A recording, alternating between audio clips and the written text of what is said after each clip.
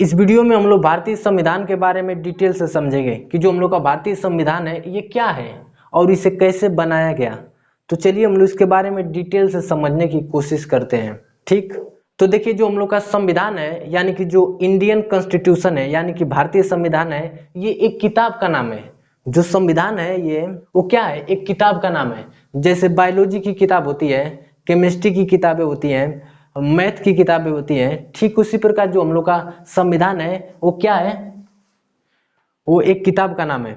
जैसे मान लीजिए एक संविधान है तो संविधान क्या है, एक किताब का नाम है। ठीक, तो देखिए जो संविधान है इसमें तो कुछ ना कुछ जरूर लिखा होगा, क्योंकि अगर भाई किताब है संविधान तो उसमें कुछ ना कुछ लिखा रहेगा। तो जैसे बायोलॉजी की किताब होती है तो उसमें भाई जीव जंतुओं के बारे में दिया रहेगा, केमिस्ट्री की किताब रहेगी तो उसमें केमिकल के बारे में दिया रहेगा, मैथ की किताब रहेगी तो उसमें फार्मूला और नंबर्स दिए रहेंगे। ठीक उसी प्रकार जो हम लोग का संविधान होता है उसमें नियम और कानून को लिखा गया है। जो हम लोग का संविधान है उसमें क्या लिखा गया है, नियम और कानून को, कि जो देश में सरकार है वो इस नियम कानून के हिसाब से उस देश को चलाएंगे। ठीक, यानी कि जो देश में सरकार है वो अपने हिसाब से नहीं देश को चलाएंगे, जो संविधान में नियम कानून लिखे गए हैं उसके हिसाब से वो देश को चलाते हैं। ठीक, तो जो हम लोग का संविधान है वो क्या है, एक किताब का नाम है। ठीक, जो हम लोग का संविधान है एक किताब का नाम है, इस बात पर हम बार बार जोर इसलिए दे रहे हैं क्योंकि बहुत से लोगों को लगता है कि जो संविधान है एक बिल्डिंग का नाम है। क्योंकि हमको भी बचपन में ऐसा लगता था कि जो संविधान है वो एक बिल्डिंग का नाम है, लेकिन वो गलत था। ठीक, जो हम लोग का संविधान है वो क्या है, एक किताब का नाम है जिसमें नियम और कानून को लिखा गया है। ठीक, नियम और कानून को लिखा गया है। जो देश में सरकार आती है उसी नियम कानून के हिसाब से देश को चलाती है। ठीक, तो हम लोग कह सकते हैं कि जो संविधान है ये नियम और कानूनों का संग्रह है। जो संविधान है वो क्या है, नियम और कानूनों का संग्रह है, या यह भी कह सकते हैं कि जो संविधान है वो नियम और कानूनों का क्या है, दस्तावेज है। ठीक, समझ में आ गया। अब देखिए जो संविधान है वो दो प्रकार के होते हैं, एक तो होता है लिखित संविधान और एक होता है अलिखित संविधान। संविधान कितने प्रकार के होते हैं, लगभग दो प्रकार के, एक लिखित संविधान होता है और एक अलिखित।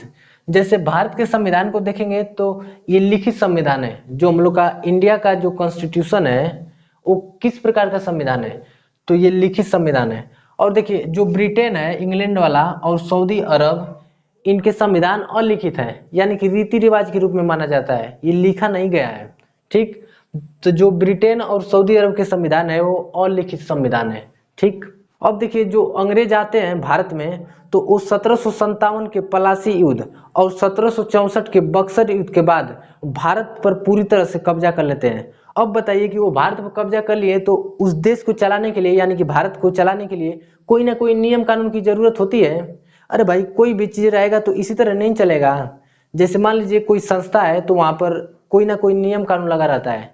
जैसे स्कूल में हम लोग पढ़ने जाते हैं तो वहां पर भी नियम रहता है कि इतने बजे से पढ़ने आना है, इतने बजे प्रेयर होगा, इतने बजे छुट्टी होगा, कोई ना कोई नियम कानून होता है ना। तो उसी तरह जो देश है उसको चलाने के लिए एक नियम कानून की आवश्यकता होती है। तो जब जब अंग्रेज 1757 के प्लासी युद्ध और 1764 के बक्सर युद्ध के बाद पूरे भारत पर कब्जा कर लेते हैं तो एक कानून बनाते हैं जिसे हम एक संविधान भी बोल सकते हैं। इसे संविधान नहीं बोलेंगे, जैसे उसी तरह का एक छोटा सा क्या है, कानून है, जिसे बोला जाता है रेगुलेटिंग एक्ट। ठीक, 1773, इसमें क्या बनाते हैं, एक नियम बनाते हैं, रेगुलेटिंग एक्ट 1773। फिर इसके बीच में भी कई नियम बनते हैं, हम उसको नहीं बता रहे हैं, हम बस सोच रहे हैं कि एक लिंक बना रहे कि आप समझ पाए कि जो भारतीय संविधान है वो कैसे बना। ठीक, फिर उसके बाद देखिए भारत शासन अधिनियम 1935 में नियम आता है। ठीक, फिर उसके बाद जो हम लोग का प्यारा संविधान है यानी कि इंडियन कॉन्स्टिट्यूशन, वो भारतीय संविधान बनता है जो वर्तमान में भी हम लोग के साथ है। ठीक, तो हम लोग दो को अभी समझ लेते हैं, यानी कि रेगुलेटिंग एक्ट और भारत शासन अधिनियम, इसको थोड़ा थोड़ा समझ लेते हैं, फिर हम लोग उसके बाद भारतीय संविधान को डिटेल में समझेंगे। ठीक, तो देखिए जो रेगुलेटिंग एक्ट 1773 है इसके तहत कोलकाता में सुप्रीम कोर्ट की स्थापना की गई। ठीक, रेगुलेटिंग एक्ट 1773 के तहत कोलकाता में क्या किया गया, सुप्रीम कोर्ट की स्थापना। ठीक, और जो सुप्रीम कोर्ट है इसके प्रथम मुख्य न्यायाधीश एलिजा इम्पे जी को बनाया गया। ठीक, तो कभी कभी पूछा जाता है कि जो कोलकाता में सुप्रीम कोर्ट बनाया गया रेगुलेटिंग एक्ट 1773 के तहत, तो उसके प्रथम मुख्य न्यायाधीश कौन थे, तो भैया एलिजा इम्पे थे। ठीक, अब देखिए भारत शासन अधिनियम 1935, ये भी समझ लिए कि एक संविधान है अपने जमाने का। ठीक, 1935 में ये इसको बनाया गया था भारत शासन अधिनियम को। देखिए जो भारत शासन अधिनियम है इसमें तो कुछ ना कुछ बातें लिखी गई है, नियम कानून। तो जो इसमें बातें लिखी गई है उसका 60% बातों को जो हम लोग का वर्तमान में संविधान है यानी कि इंडियन कॉन्स्टिट्यूशन उसमें लिखा गया है। सोचिए कि भारत शासन अधिनियम 1935 है, इसकी 60% बातों को आज के जो संविधान है उसमें लिखा गया है। ठीक, और देखिए जो म्यांमार है उसे भारत से अलग कर दिया गया भारत शासन अधिनियम 1935 के तहत। सोचिए जो म्यांमार है ये भी पहले भारत का हिस्सा था, जो भारत शासन अधिनियम 1935 के तहत अलग कर दिया गया। ठीक, और देखिए जो भारतीय रिजर्व बैंक की स्थापना हुई ये भारत शासन अधिनियम 1935 के तहत ही हुई। ठीक, समझ में आ गया। ठीक, तो देखिए जो रेगुलेटिंग एक्ट है उसके बाद क्या आता है, भारत शासन अधिनियम 1935, फिर भारतीय संविधान। तो हम लोग डिटेल में भारतीय संविधान के बारे में चर्चा करते हैं। ठीक, अब देखिए हम लोग समझते हैं कि जो भारत का संविधान है इसका निर्माण कैसे कैसे होता है। ठीक, तो देखिए सन 1924 में जो स्वराज पार्टी है उसके एक नेता थे मोतीलाल नेहरू। जो मोतीलाल नेहरू जी हैं ये पंडित जवाहरलाल नेहरू जी के पिताजी हैं। तो जो मोतीलाल नेहरू जी हैं वो कहें कि अगर हम लोग के संविधान का निर्माण होगा तो वो संविधान सभा के द्वारा होगा, न कि किसी अन्य तरीके से। ठीक, तो इसी बात को ध्यान रखते हुए जुलाई 1946 में जो इंग्लैंड का प्रधानमंत्री था क्लीमेंट एटली, वो 3 लोगों का ग्रुप भेजता है भारत। ठीक, जो क्लीमेंट एटली था इंग्लैंड का प्रधानमंत्री, वो 3 लोगों का संगठन कहाँ पर भेजता है, भारत। इंग्लैंड से कहाँ भेजता है, भारत। ठीक, तो जो 3 लोगों का संगठन था उसे कैबिनेट मिशन के नाम से जाना जाता है। जो 3 लोगों का संगठन था उसे क्या बोला जाता है, कैबिनेट मिशन। तो देखिए जो कैबिनेट मिशन है तो इसका काम क्या था, तो जो कैबिनेट मिशन है ना इसका काम था संविधान को बनाने के लिए संविधान सभा का निर्माण करना। ठीक, तो पहला क्वेश्चन यहीं पे बन जाता है कि बताइए कि संविधान सभा का निर्माण किसने किया, तो कैबिनेट मिशन ने किया था। ठीक, संविधान सभा का निर्माण किसने किया, कैबिनेट मिशन ने। ठीक, अब देखिए संविधान सभा वह जगह है जहां पर संविधान को लिखा जाता था। संविधान सभा वह जगह है जहां पर संविधान को लिखा जाता था। ठीक, जैसे आप बताइए कि हिंदू पूजा कहाँ करते हैं, तो मंदिर में करते हैं। तो हम लोग मंदिर को बोल सकते हैं कि मंदिर वह जगह है जहाँ पर हिंदू पूजा करते हैं। मस्जिद वह जगह है जहाँ पर मुस्लिम लोग पूजा करते हैं। ठीक, उसी प्रकार संविधान सभा वह जगह है जहाँ पर संविधान को लिखा जाएगा। ठीक, तो देखिए 389 लोग को संविधान सभा में संविधान लिखने के लिए भेजा गया था चुनकर। ठीक, जो संविधान लिखने गए थे उन्हें चुनकर भेजा गया था। ठीक, 10 लाख पर एक लोग को भेजा जाता था, यानी कि जिस एरिया का 10 लाख आबादी है उसमें से एक लोग को चुनकर संविधान सभा में भेज दिया जाता था संविधान को लिखने के लिए। ठीक, जैसे डॉक्टर भीमराव अंबेडकर जी है यानी कि बाबा साहब, इनको भी चुनकर भेजा गया था बंगाल से। जैसे जो डॉक्टर भीमराव अंबेडकर जी है यानी कि बाबा साहब, इनको आज़ादी से पहले यानी कि 1946 में कहाँ भारत आज़ाद हुआ था, तो 1946 में इन्हें बंगाल से चुनकर भेजा गया था। ठीक, और आज़ादी के बाद इन्हें बम्बई से चुनकर भेजा गया संविधान सभा में संविधान को लिखने के लिए। ठीक, तो हम सीधा सीधा कहना चाहते हैं कि जो संविधान लिखा गया है ये कुछ विशेष लोगों के द्वारा लिखा गया है। ठीक, जो संविधान है ये कुछ विशेष लोगों के द्वारा लिखा गया है जिन्हें चुनकर भेजा गया था संविधान सभा में। ऐसा बात नहीं है कि मतलब कोई भी रहेगा आकर लिख देगा संविधान। ऐसा नहीं है कि कोई जा रहा है दारू पीने तो बुला देंगे कि आइए यहाँ पर संविधान लिखना है, तो बस आकर लिख देगा कि भारत के सभी नागरिकों को रोजाना 1 शीशी दारू फ्री, बस लिखा गया संविधान। ठीक, तो सीधा सीधा कहने का मतलब है कि जो हम लोग का संविधान लिखा गया है ये कुछ विशेष लोगों के द्वारा लिखा गया है। ठीक, तो देखिए 292 लोग ब्रिटिश प्रांत के प्रतिनिधि थे। 292 लोग कहाँ के थे, ब्रिटिश प्रांत के, यानी कि जहाँ पर अंग्रेज कब्जा किए थे उस वाले एरिया से 292 लोग को चुनकर भेजा गया था। ठीक, और देखिए 93 देशी रियासत के प्रतिनिधि थे, यानी कि जो राज्य रजवाड़े थे, यानी कि भारत में राजा भी पहले राज करते थे, तो राजा वाले एरिया से 93 लोग को चुनकर भेजा गया था संविधान सभा में। ठीक, और 4 चीफ कमिश्नर को भेजा गया था। ठीक, और एक बात याद रखिएगा कि जो हैदराबाद का देशी रियासत था, यानी कि जो हैदराबाद का देशी रियासत था, यानी कि जो हैदराबाद वाला एरिया था, वहां से किसी भी प्रतिनिधि को चुनकर संविधान सभा में नहीं भेजा गया था। ठीक, इस बात को आप याद रखिएगा। ठीक, इसको और अच्छे समझिए। तो देखिए जो ब्रिटिश प्रांत है वहां से 292 लोगों को चुनकर भेजा गया था। आप यहाँ पर इंडियन मैप को देखिए, देखिए ये आज़ादी से पहले का मैप है, यानी कि 1947 से पहले का ये भारत का मानचित्र है। इसमें आप देखेंगे जो पीला रंग से रंगा हुआ है एरिया, वहीं पर जो अंग्रेज थे कब्जा किए थे, न कि पूरे भारत पर, ठीक। और जो पिंक कलर का यानी कि गुलाबी कलर का एरिया दिखाई दे रहा है, वहाँ पर राजा राज करते थे, यानी कि जो भारत के राजा थे उस वाले एरिया में राज करते थे, ठीक। यानी कि जो आपको पीला रंग का एरिया दिखाई दे रहा है, उसमें से 292 लोग को चुना गया था, क्योंकि वही तो अंग्रेजों का राज है। और जो आपको पिंक कलर का दिखाई दे रहा है, उसमें से 93 लोगों को चुनकर भेजा गया था संविधान सभा में, ठीक। और 4 चीफ कमिश्नर को भेजा गया था। समझ में आ गया? ठीक है। अब देखिए, संविधान सभा में भाग नहीं लिए थे, 2 लोग संविधान सभा में भाग नहीं लिए थे। एक थे गांधी जी और मोहम्मद अली जिन्ना, ठीक। जो मोहम्मद अली जिन्ना है, ये भाग नहीं लिए थे, तो ये तो पता चलता है, क्योंकि जो मोहम्मद अली जिन्ना थे, ये अलग देश यानी कि पाकिस्तान की मांग करते थे। तो बताइए, अगर ये अलग देश की मांग कर रहे हैं, तो अलग देश है तो अलग उनका संविधान भी होगा, तो ये हम लोग की संविधान सभा में क्यों भाग लेंगे, ठीक। तो ये सीधा सीधा पता चल जाता था कि ये संविधान सभा में भाग नहीं लिए। लेकिन गांधी जी संविधान सभा में क्यों नहीं भाग लिए? तो देखिए, जो गांधी जी है, ये कांग्रेस को समाप्त करना चाहते थे, ठीक। लेकिन कांग्रेस कहाँ समाप्त हुआ, आज भी है, तो इसलिए वो भाग नहीं लिए। और एक और कारण है कि ये किसी भी पार्टी का हिस्सा नहीं बनना चाहते थे, इसलिए ये संविधान सभा में भाग नहीं लिए। तो इसका मतलब ये नहीं है कि जो गांधी जी है, इनका संविधान निर्माण में योगदान नहीं है। इनका संविधान निर्माण में योगदान है, लेकिन इनडायरेक्टली है, यानी कि अप्रत्यक्ष है, ठीक। ठीक, तो आप लोग याद रखिएगा कि जो गांधी जी है और मोहम्मद अली जिन्ना, ये भाग नहीं लिए थे संविधान सभा में, ठीक। और देखिए, संविधान सभा में महिलाओं की संख्या 15 थी, यानी कि 389 लोग हैं पूरा, तो इस 389 में 15 लोग क्या है, महिलाएं हैं, ठीक। जैसे विजय लक्ष्मी पंडित, सुचेता कृपलानी, राजकुमारी अमृत कौर, लीला रे, हंसा मेहता, सरोजनी नायडू, ये महिलाएं हैं जो संविधान सभा में भाग लेकर संविधान के निर्माण में अपना योगदान दिया, ठीक। अब बताइए कि अब संविधान सभा में लोग चुना गए संविधान को लिखने के लिए, तो आगे का कार्यक्रम देखा जाए तो देखिए, 9 दिसंबर 1946 को पहली बैठक होती है, ठीक। और इसमें 2 दिन जोड़ देंगे, यानी कि 9 दिसंबर में, तो ये 11 दिसंबर हो जाएगा, यानी कि 11 दिसंबर को फिर बैठक होती है संविधान सभा की। फिर इसमें 2 दिन जोड़ देंगे तो 13 दिसंबर को संविधान सभा की बैठक होती है, ठीक ना। यानी कि 2 जोड़ेंगे, यानी कि 9 में 2 जोड़ देंगे तो कितना बचेगा, 11 दिसंबर। और 11 में 2 दिन जोड़ देंगे तो 13 दिसंबर, ठीक। एक एक करके इनको समझते हैं। तो देखिए, 9 दिसंबर 1946 को संविधान सभा की प्रथम बैठक हुई, ठीक। तो पहला क्वेश्चन यहीं पे बन जाएगा इसमें कि बताइए कि जो संविधान सभा की प्रथम बैठक हुई, ये कब हुई? तो आपको याद रखना पड़ेगा, 9 दिसंबर 1946 को हुई, ठीक।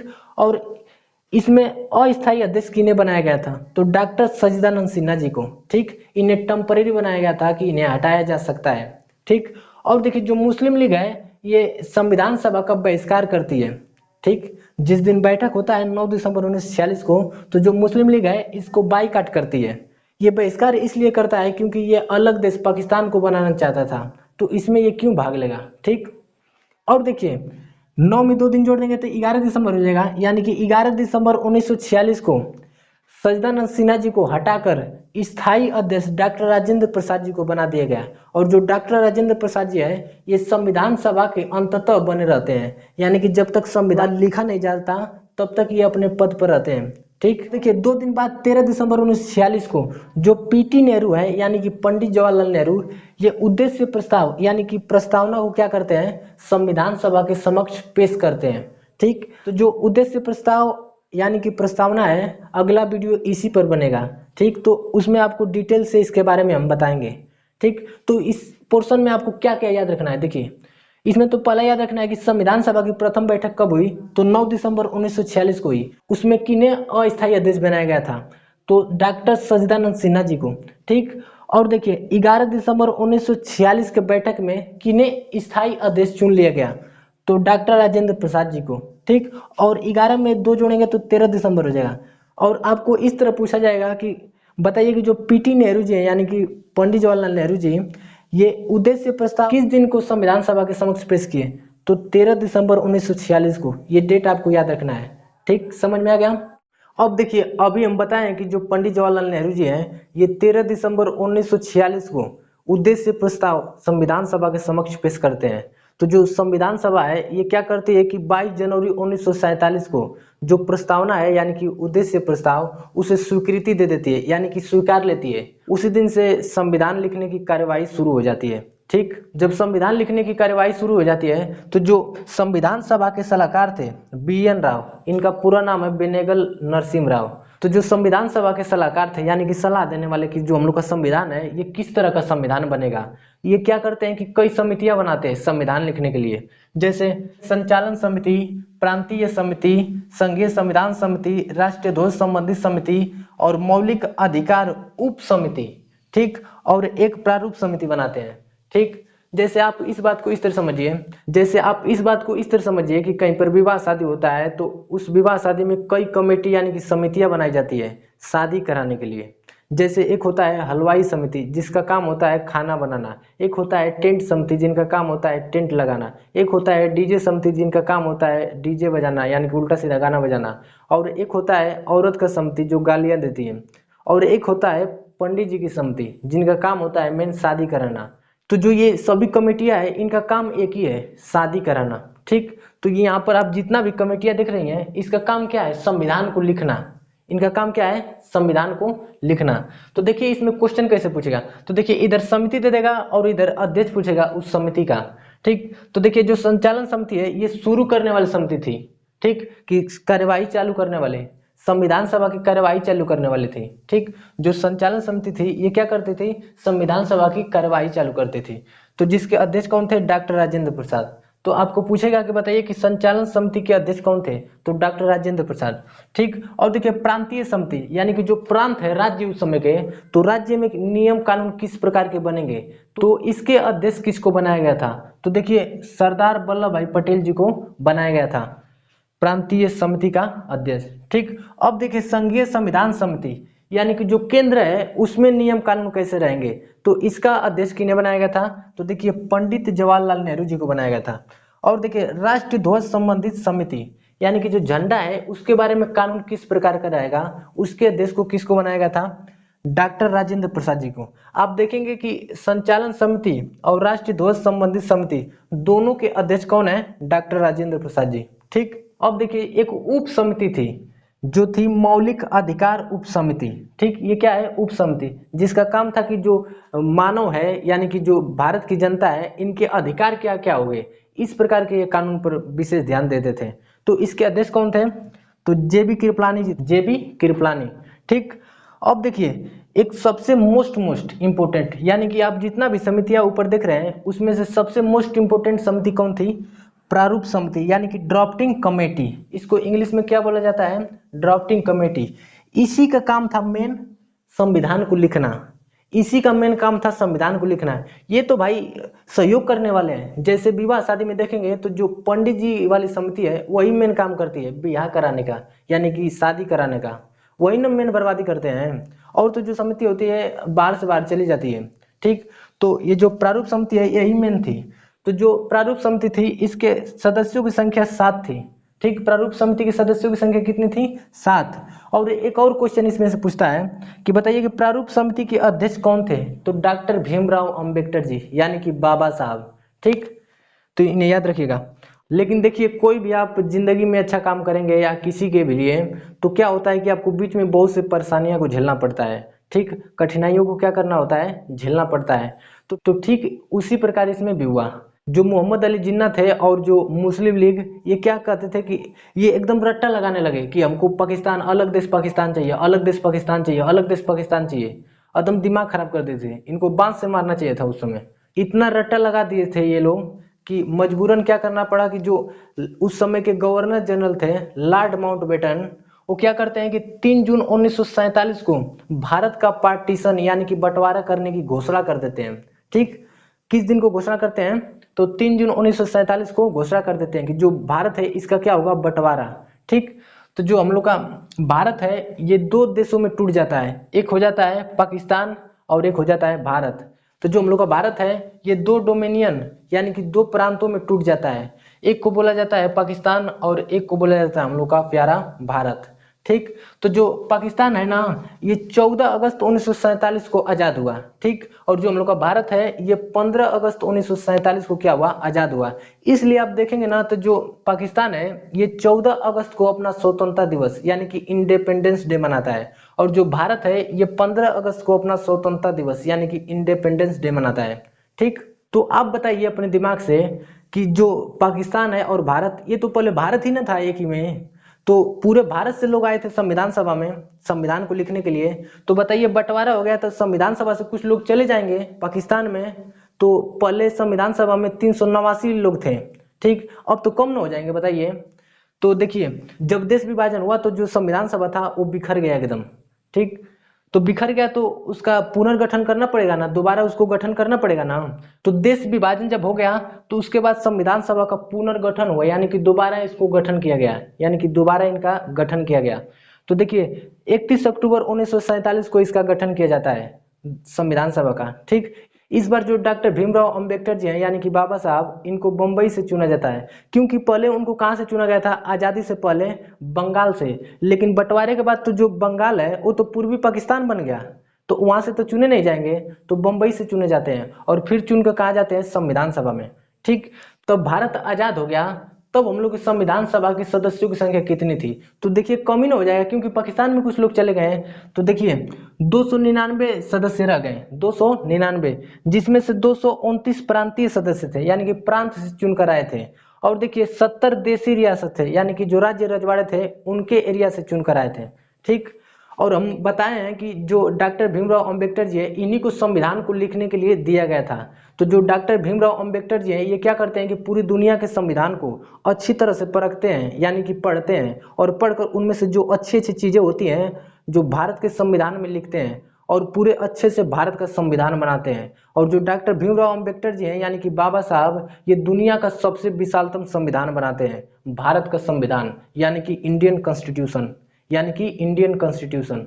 तो जो हम लोग का संविधान है ये तो किताब का नाम है, तो इसे लिखा जा रहा था। तो देखिए संविधान पूरी तरह से किस दिन लिखा गया, यानी कि तैयार हो गया, तो देखिए 26 नवंबर 1949 को पूरी तरह से क्या किया गया, लिखा गया। तो आपको सवाल इस तरह पूछेगा कि बताइए कि जो हम लोग का संविधान है ये किस दिन पारित हो गया, यानी कि किस दिन पूरा हो गया। तो 26 नवंबर 1949 को।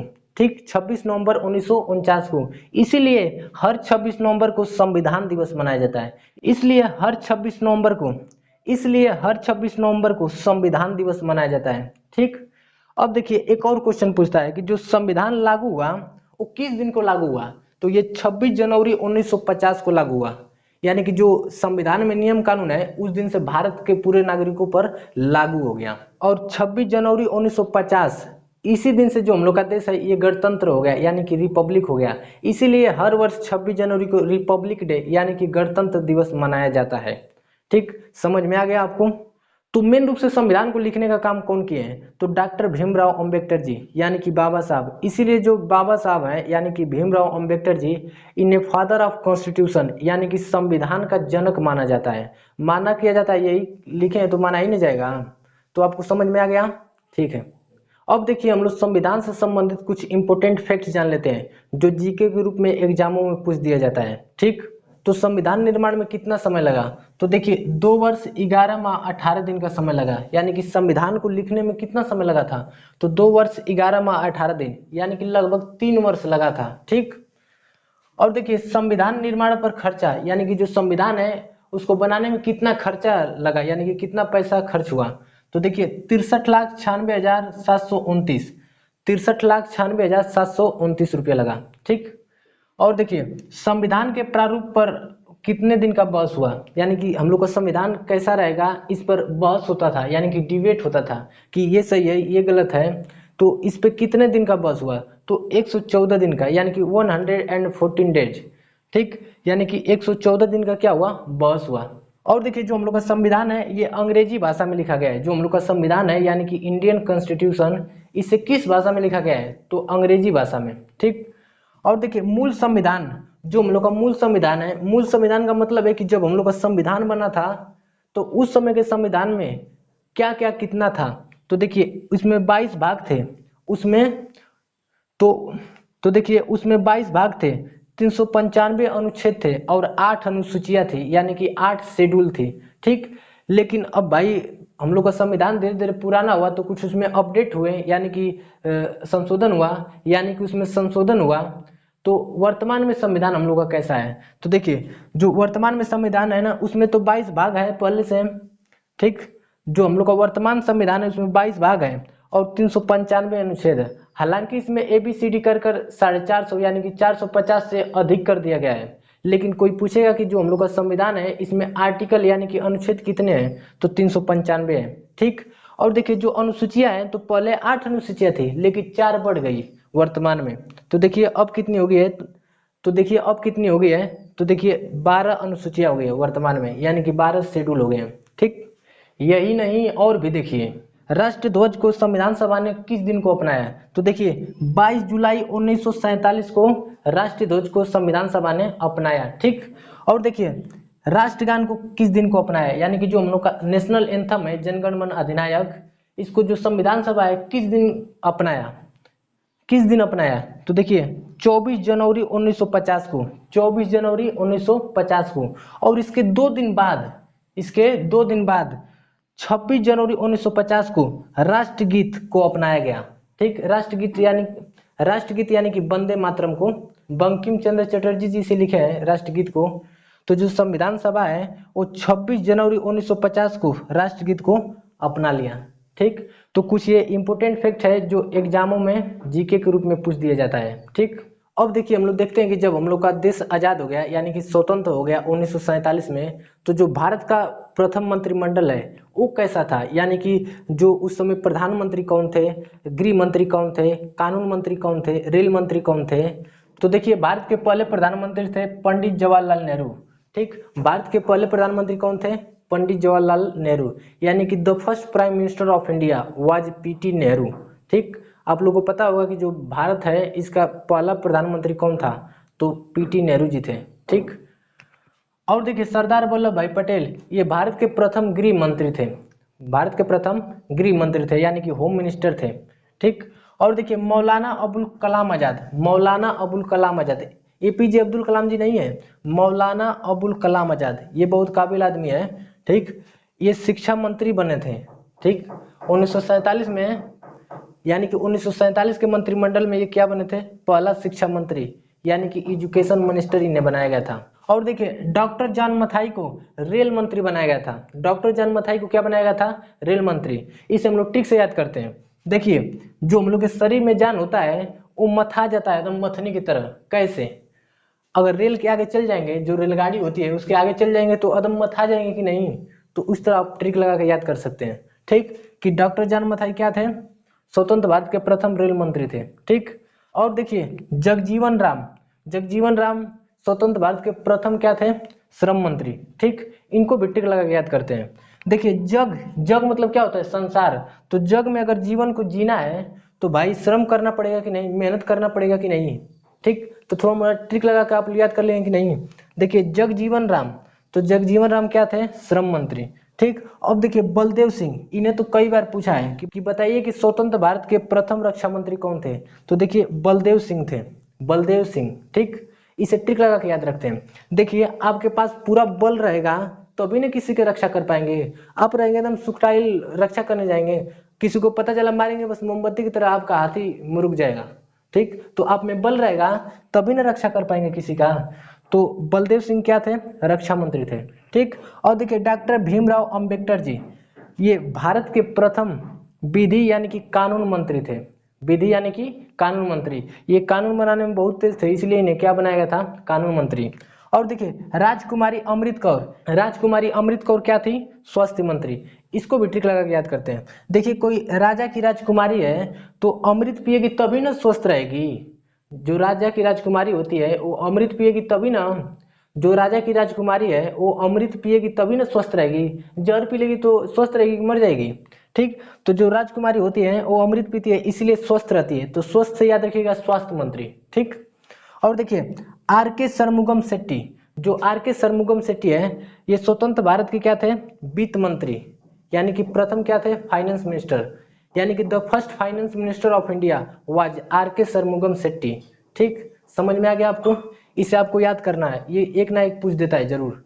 ठीक, और देखिए थोड़ा हम इससे पहले जो कराए हैं जीके उसमें थोड़ा भूल गए थे। और एक याद रखिएगा, देखिए ये संविधान सभा में लास्ट में महिलाओं की संख्या कितनी बची, 8 बची थी। हम पहले आपको बता चुके हैं कि जो संविधान सभा था इसमें 15 महिलाएं थी, लेकिन संविधान के लास्ट तक 8 महिलाएं बच गई थी, 8 महिलाएं बच गई थी। आप इसको भी याद रख लीजिए, ठीक ना। आई होप आप लोग को इसके बारे में समझ में आया होगा। ठीक, जय हिंद।